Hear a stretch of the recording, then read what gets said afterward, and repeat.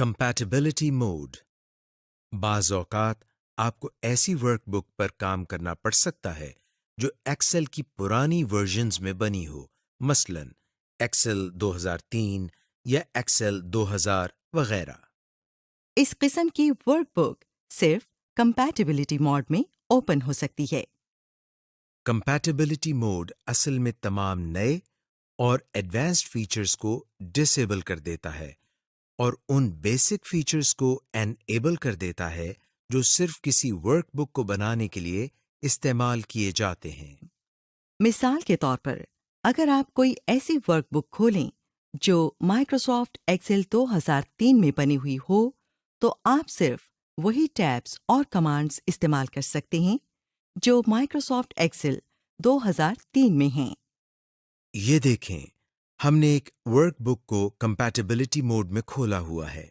आप देख सकते हैं कि इंसर्ट टैब में मौजूद स्पार्क लाइन और स्लाइसर की ऑप्शंस डिसेबल हो गई हैं और सिर्फ 2003 वाली ऑप्शंस दस्तयाब हैं।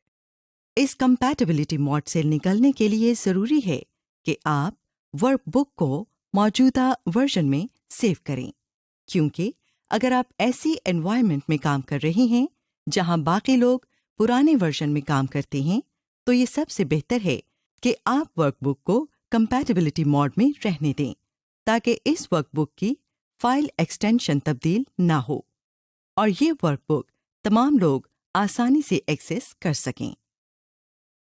To convert an Excel workbook. अगर आप माइक्रोसॉफ्ट एक्सेल 2010 के तमाम फीचर्स को इस्तेमाल करना चाहते हैं, तो आप अपनी वर्कबुक को माइक्रोसॉफ्ट एक्सेल 2010 के फाइल फॉर्मेट .xlsx में कन्वर्ट कर सकते हैं। फाइल टैब पर क्लिक करें और बैकस्टेज व्यू को एक्सेस करें।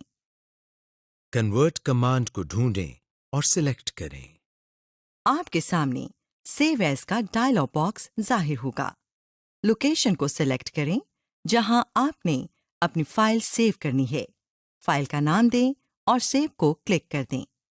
Introduction to Cells and Cell Content। Cells Microsoft Excel की वर्कशीट की बुनियादी इकाई हैं। सेल्स में आप टेक्स्ट, फॉर्मेटिंग, एट्रीब्यूट्स, फार्मूलाज और फंक्शंस को डेटा के तौर पर इंसर्ट कर सकते हैं। वर्कशीट में मौजूद इन मुस्ततील नुमा या रेक्टेंगुलर बॉक्सेस को सेल कहा जाता है। रो और कॉलम के इंटरसेक्टिंग पॉइंट पर सेल बनता है। हर सेल का नाम और एड्रेस होता है, जहां कॉलम और रो इंटरसेक्ट करते हैं। इस पॉइंट का जो एड्रेस बनता है, वही इस सेल का नाम होता है।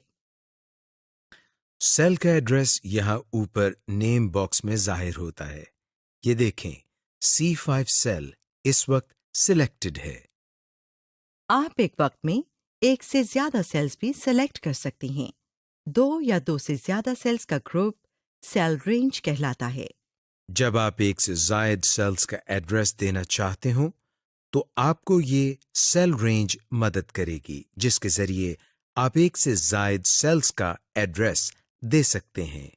इस तरीके में आप सेल रेंज के पहले और आखिरी सेल का रेफरेंस देते हैं और इसको कॉलम की मदद से सेपरेट करते हैं। मिसाल के तौर पर एक सेल रेंज है जिसमें A1, A2, A3, A4 और A5 सेल्स हैं, तो इस सेल रेंज का एड्रेस होगा A1:A5, यानी इसको नेम बॉक्स में A1:A5 की शक्ल में लिखा जाएगा। To select a cell, cell पर क्लिक करें। जब आप किसी भी सेल पर क्लिक करेंगे, तो आप देखेंगे कि इसके गिर्द एक ब्लैक कलर का बॉर्डर बन जाता है और इसके साथ साथ कॉलम हेडिंग और रो हेडिंग भी हाइलाइटेड हो जाती है। माउस बटन को छोड़ें, सेल सिलेक्टेड ही रहेगा जब तक आप किसी और सेल को सिलेक्ट न कर लें। आप वर्कशीट में सेल्स को सेलेक्ट करते हुए कीबोर्ड की एरो कीज के साथ भी नेविगेट कर सकते हैं। टू सेलेक्ट मल्टीपल सेल्स, किसी भी सेल पर क्लिक करके सिलेक्ट करें। अब माउस को क्लिक करते हुए ड्रैग करें। आप देखेंगे कि जहां-जहां से माउस ड्रैग करते हुए आगे जा रहा है, वो तमाम सेल्स सिलेक्ट होते चली जा रही हैं। अब माउस को छोड़ें। ये देखें, सिलेक्टेड सेल अब भी सिलेक्टेड हैं जब तक आप इस वर्कशीट में किसी और सेल पर क्लिक न करें। Cell content. माइक्रोसॉफ्ट एक्सेल में हर सेल का अपना डेटा, टेक्स्ट, फॉर्मेटिंग, फॉर्मूला और फंक्शन होता है। टेक्स्ट। सेल्स के अंदर टेक्स्ट, लेटर्स, नंबर और डेट को लिखा जाता है। Formatting attributes. सेल का अपना फॉर्मेटिंग स्टाइल हो सकता है, जिससे आप इस सेल के टेक्स्ट, नंबर्स और डेट्स को अलग-अलग फॉर्मेट करके डिस्प्ले कर सकते हैं।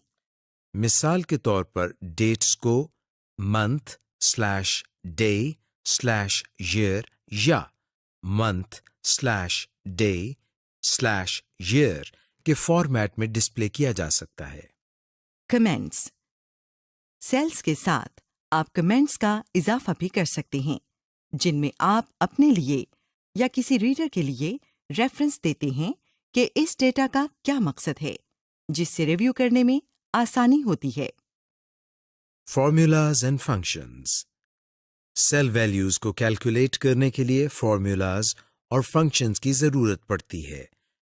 मिसाल के तौर पर sum, bracket begins, cell 1, cell 2, bracket closed एक फॉर्मूला है जो कि एक से ज्यादा सेल्स के डाटा को ऐड कर सकता है।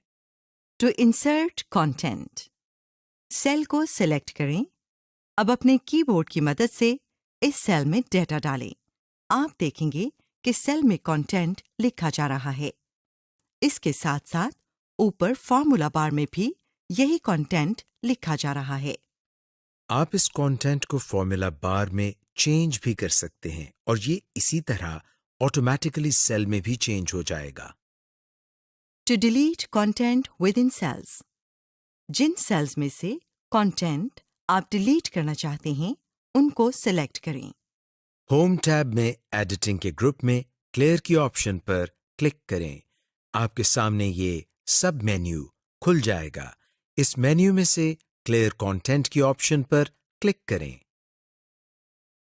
आप यही काम करने के लिए अपने कीबोर्ड का इस्तेमाल भी कर सकते हैं। इस मकसद के लिए एक सेल में से कंटेंट डिलीट करने के लिए बैकस्पेस की और एक से ज्यादा सेल से कंटेंट क्लियर करना चाहते हैं तो कीबोर्ड से डिलीट की प्रेस करें। To delete cells. ये तो था सेल्स से कंटेंट डिलीट करने का तरीका। अब हम आपको सेल डिलीट करने का तरीका बताते हैं। जिन सेल्स को डिलीट करना हो, उनको सिलेक्ट करें। होम टैब में सेल्स के ग्रुप में जाएं और डिलीट की ऑप्शन को क्लिक करें।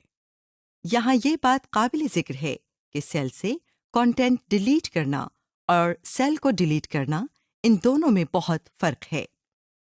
अगर आप सेल से कंटेंट डिलीट करते हैं तो सेल वर्कशीट में मौजूद रहता है, लेकिन अगर आप सेल को ही डिलीट कर दें तो सेल वर्कशीट से डिलीट हो जाएगा, लेकिन इससे नीचे वाले सेल इसकी जगह खुद ब खुद ले लेंगे।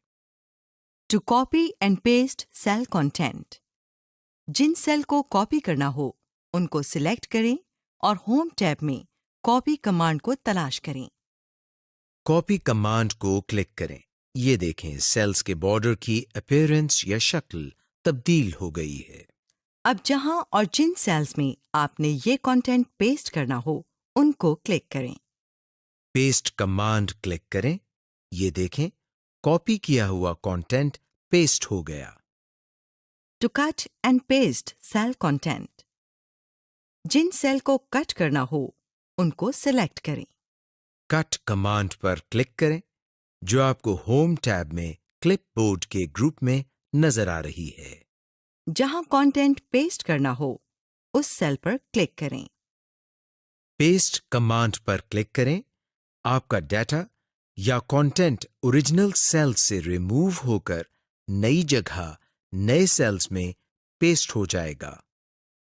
To access more paste options, Microsoft Excel में आपके पास पेस्ट कमांड की चंद ऑप्शंस मज़ीद भी हैं, जो आपको इस पेस्ट कमांड के नीचे ड्रॉप डाउन एरो को क्लिक करने से मिलेंगी।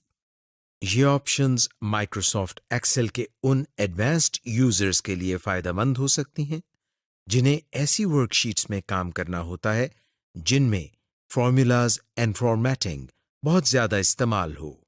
हमारे पास पेस्ट कमांड की मज़ीद ये ऑप्शंस नजर आती हैं।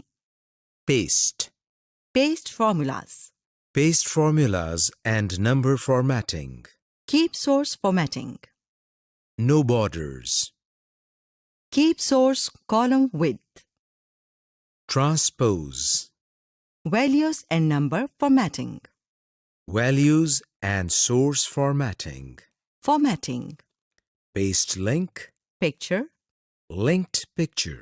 Paste special, To access formatting commands by right-clicking, जिन सेल्स को फॉर्मेट करना हो उनको सिलेक्ट करें। इन सेलेक्टेड सेल्स पर राइट क्लिक करें।